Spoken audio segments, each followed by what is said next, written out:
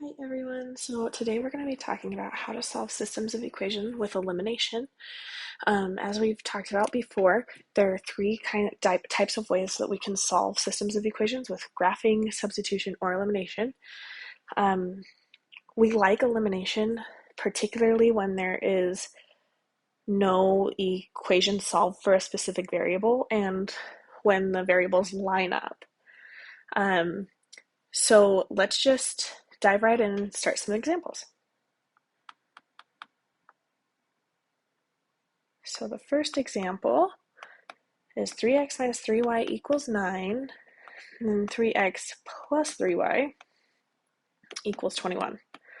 And as the name suggests, what we're going to try and do is eliminate one of these variables. And when we eliminate one of the variables, what we'll do is solve for the other variable first. And the way we're going to eliminate one of these variables is by treating this like an addition problem. So I'm going to just draw this line as if we're going to add all of these things, and we're going to add them in columns. We're going to add all of the x's together, we're going to add all of the y's together, and then we're going to add all of the stuff on the right side of the equal sign together. That's why we really like that they're all lined up. Like the x's are in a column, the y's are in the column, and then the numbers without a variable are in a column. So let's just get started with the x's. We've got 3x plus 3x, which gives us 6x. And then we have a negative 3y and a positive 3y. And we know that negative 3 plus 3 is 0. So I could potentially put plus 0y on there, but I'm not going to, because it's going to be a little bit easier to look at that way. So I'm just going to cross these out and say, okay, well, they cancel each other out because we know that negative 3 plus positive 3 is 0. Then on the other side of the equal sign, we've got 9 plus 21, which gives us 30. So now if you look at that, now we only have one equation with one variable, which makes it way easier to solve because I can solve 6x equals 30, and I can solve it for x. So to solve this equation, I know that the 6 is multiplying the x. I want to get the x by itself, so we have to get rid of the 6. We're going to divide it. So we're going to divide each side by 6, and I end up with x is equal to 5. Okay, cool. So I know that x is 5. Great. Once I get one variable, I'm not done yet because I only have one variable solved for. I need to figure out what the y is equal to. And the easiest way to do that from here is to actually take one of my original equations, and it doesn't matter which one, whatever one looks the easiest, and plug in what I know y, or what I know x is now. So I'm just going to take this top equation. I'm going to say 3x minus 3y equals 9. And I'm going to replace the x with what I know it equals now. I know that it equals 5, so I'm going to say 3, but instead of saying x, I'm going to put a 5 right there, minus 3y equals 9. All right, so now we're just going to simplify and solve for y. 3 times 5 is 15. Now I want to get the y by itself. So to get the y by itself, I'm going to move the 15 over. The 15 is positive, so I'm going to subtract 15 from each side. Negative 3y equals negative 6. And now I want to get rid of the negative 3. Right now the negative 3 is multiplying. To get rid of it, we would divide. So we're going to divide both sides by negative 3. And we end up with y is equal to 2. So now I have two answers. I have an x equals 5 and a y equals 2, which means my answer is both of those answers. X equals 5, y equals 2. There we have it. All right, let's try another example. So this example is 2x plus 2y equals 8, and then negative 8x plus 2y equals negative 2. All right, so once again, we're going to treat this like a big addition problem. I'm just going to draw a line down here to kind of represent that it's going to be an addition problem. But here's the problem with this one. If I were to add these up in columns, something's not going to cancel out. The x won't cancel out, the y won't cancel out. So let me show you. We've got negative 2x minus 8y. Well, that would give me a negative 6x. And then we have 2y plus 2y, which gives me a 4y. And then we have 8 and a negative 2, which gives me 6. Well, now that doesn't necessarily help me because I still have an x and a y, right? So, and the goal here is to eliminate one of those variables. So what we're going to do is backtrack and actually change one of the equations a little bit before we add them together, and then we'll be able to eliminate something. So when I say change one of the equations a little bit, I'm going to multiply one of the equations by something. What I'm going to do is I'm going to multiply the bottom equation by -1. Now the reason why I'm choosing to multiply by -1 is because if I multiply by -1, that 2y on the bottom will change from a positive to a negative, and then it should cancel, the y should cancel out. So, but I can't just change the 2y to be negative. I have to multiply the entire equation by -1 to keep it all the same. Because what I do to one thing, I have to do to all of the things. So I'm going to just rewrite the top equation, 2x plus 2y equals 8. And then I'm going to multiply the bottom equation by -1. And all that does is just flip-flop all of the signs. So I get 8x, positive 8x, -2y, and then a positive 2. All right, so we're going to try this again. We're going to just add them together. We've got a 2x and a positive 8y now. So this is a positive 8x. So now we've got a 10x. And then we've got a positive 2y and a negative 2y, which they cancel out. That's what we wanted to happen, so we know that's good. And then we've got an 8 and a 2 on this side. So what am I doing? We've got an 8 and a 2 on that side. So it is another 10. All right, so this is what we wanted to see because we only wanted one variable and one equation, which is what we got. Now we can solve this for x. Right now, or to solve for x, we want to get rid of this 10 over on the left side. The 10 is multiplying, so to get rid of it, we divide each side by 10.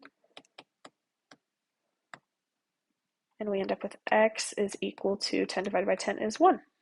Okay, so that is one of my answers.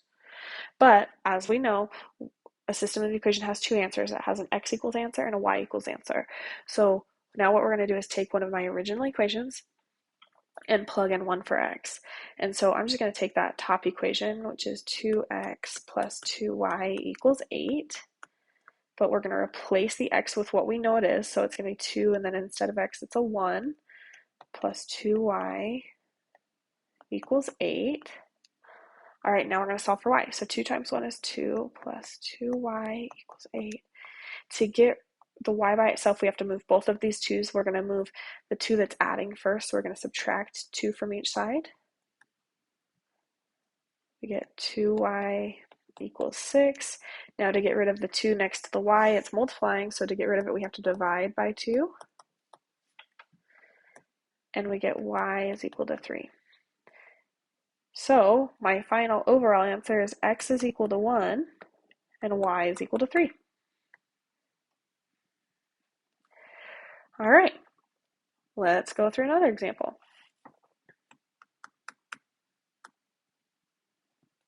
So this example is 7x minus 8y equals -2, and then -9x plus 16y equals -26. Okay, so again, we're going to treat this like an addition problem, but you might recognize right off the bat that none of the variables will cancel out. There's not a positive and a negative version of the same number. And so what we're going to do, we have to multiply something. And this time we can't just multiply by a -1 to flip-flop the signs because none of these numbers match. Instead, what I'm going to do is actually multiply the top equation by 2. The reason why I'm choosing to multiply the top equation by 2 is because if I multiply by the top equation by 2, the -8 will change to a -16, and then the y should cancel out. So I'm going to just put this in parentheses and say I'm going to multiply by -2. All right.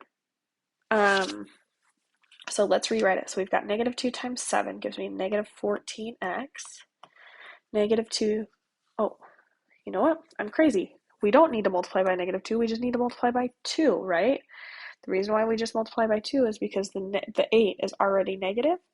And so we just need to multiply by a positive 2. So we've got 7 times positive 2 gives me 14x. -8 times positive 2 gives me a -16y. And then -2 times positive 2 gives me a -4. And then I'm going to just rewrite the bottom equation. I get -9x plus 16y equals negative 26. All right, now let's add these equations together. The x's, we've got 14x minus 9x gives me a 5x. Then the 16y's will cancel each other out like we want, because one's positive and one's negative. And then we've got negative 4 and negative 26, which gives me a negative 30. All right, so one equation, one variable. We're going to divide by 5 on each side to get the x by itself. And we get x is equal to negative 6. All right. Now let's go back and plug this into one of the original equations. So I'm just going to take the top equation, the 7x minus 8y equals negative 2. I chose the top equation mostly because it's got smaller numbers. It looks a little bit easier to deal with. But now I'm going to replace the x with a negative 6 minus 8y equals negative 2. So 7 times negative 6 gives me a negative 42. All right, now to get the y by itself, we want to add the 42 to both sides. We get negative 8y equals positive 40. Now to get rid of the negative 8, we divide by negative 8 on each side. And we get y is equal to negative 5. So my overall final answer is x is equal to negative 6, y is equal to negative 5. If you notice, on all of these examples, they start out slightly different. So sometimes we have to multiply by negative 1, sometimes we have to multiply by a totally different number, but they all end the same. So if you can get through that first step, then the rest of it should be pretty easy. Let's go through one more example. And this example is negative 8x plus 16y equals 21. And then negative 7x plus 14y equals 14. All right, so in this case, once again, we're going to have to multiply by something. And in fact, we're going to have to multiply both equations by something, because there's no way that I can make, like, let's say we want to get rid of the x's. There's no way I can make an 8 a 7 or a 7 an 8 unless I multiply by a fraction, and fractions are just yucky. So we're going to multiply both equations rather than just one equation. So what I'm going to do is I'm going to multiply the top equation by negative 7, and then I'm going to multiply the bottom equation by positive 8. Now the reason why I chose a negative 7 and a positive 8 is because the 7 and the 8 right now are both negative, but we want them one to be positive and one to be negative. Now it doesn't matter which way you choose. Like I could have made the 8 a negative and the 7 a positive, but the only thing that matters is that one's positive and one's negative. So the first thing I'm going to do is just rewrite these. And so we've got negative 8x times negative 7 gives me a 56, positive 56x, plus 16 times negative 7 is negative 112. So I'm just going to say minus 112 right here. And then 21 times negative 7 gives me a negative 147. All right, now let's do the bottom one. So we're going to multiply everything by 8. Negative 7x times 8 gives me a negative 56x. And then 8 times 14 is 112. So I'm going to say plus 112y. And then 8 times 14 we know is 112. All right, so now we're going to add them together. So the x's, we've got a positive 56x and a negative 56x. They cancel out exactly the way we wanted them to. And then for the y's, we've got a negative 112y and a positive 112y. Well, those actually cancel out as well because one's positive and one's negative, right? So on this side of the equation, we have the 0 for both the x's and the y's. Then on the right side of the equation, we've got negative 147 plus 112, which is negative 35. All right, so now we have this equation that says 0 equals negative 35, but does 0 equal negative 35? No, which means that this just doesn't make sense. And when it doesn't make sense like this, when all of the variables cancel out and it still doesn't make sense, this means that that is a no solutions. And that is our answer. Now, if for some reason I had, like, if the 112 and the 147 canceled each other out and we had 0 equals 0, that would mean that it was all solutions. So when it makes sense, it's all, and the variables cancel out, it's all solutions. But when it doesn't make sense and all the variables cancel out, it's no solutions. And there we have it.